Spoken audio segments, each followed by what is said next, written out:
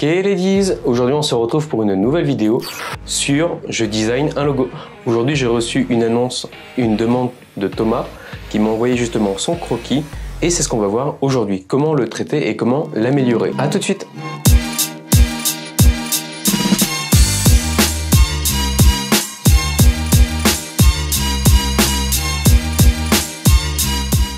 Aujourd'hui, j'ai une demande concernant Thomas qui m'a envoyé justement son croquis. Son croquis avait été travaillé sur un papier et il me l'a directement envoyé avec un effet plus ou moins vectorisé peut-être. Je ne sais pas s'il a essayé de le retravailler sous Illustrator, je lui ai pas demandé, je lui redemanderai la prochaine fois.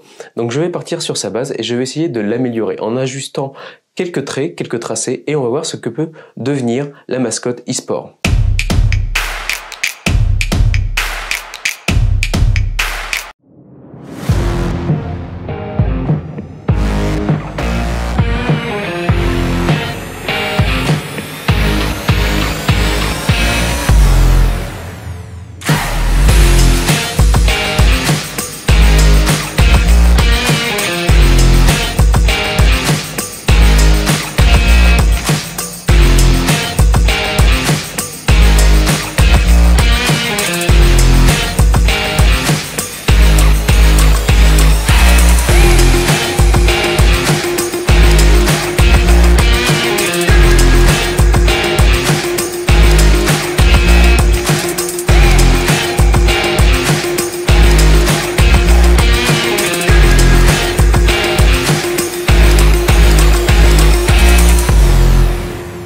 C'est jamais facile de faire un logo, surtout quand on n'a pas forcément l'idée en amont. Là aujourd'hui je suis plus donc, dans le côté exécutant où je vais devoir apporter mon professionnalisme.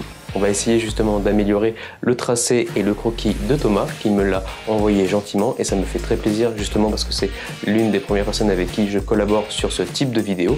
Ça sera intéressant justement de voir où ce que ça peut me mener et voir si moi de son côté je suis capable d'améliorer son logo dans un style que je n'ai pas forcément l'habitude de traiter. C'est intéressant justement de se projeter sur un style qui n'est pas forcément le vôtre. Pourquoi? Parce que ça va vous sortir des sentiers battus, vous allez sortir de votre confort et vous allez certainement apprendre de nouvelles techniques.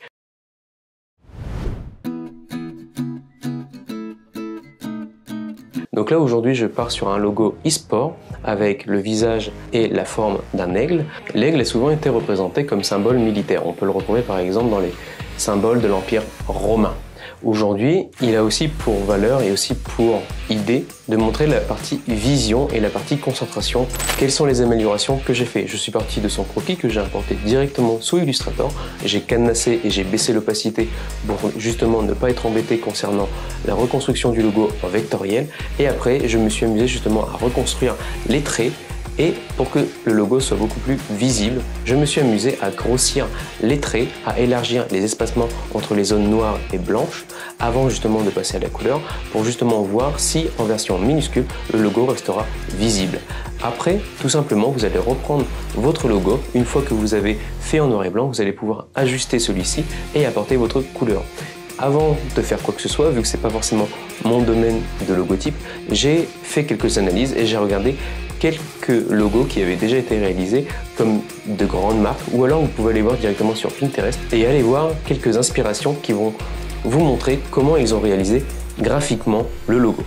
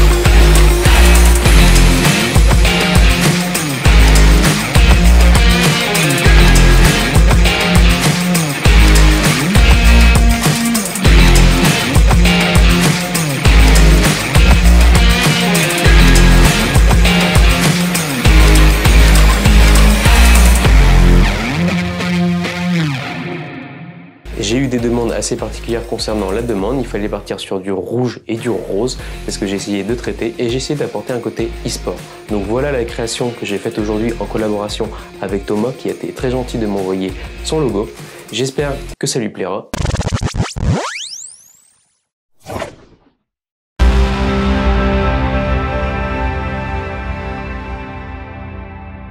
Donc voilà ladies, j'espère que vous avez apprécié la vidéo. N'hésitez pas à vous abonner à la chaîne YouTube, ça fait toujours plaisir. À laisser un message en bas de la vidéo dans la description. Je reviendrai vers vous avec de nouveaux sujets sur le web 3.0, sur votre communication et pourquoi pas sur votre logotype. Et on se dit à très bientôt. Au fait, tout ce que vous entreprenez dans votre milieu professionnel ou dans votre vie privée, faites-le et amusez-vous. Ciao!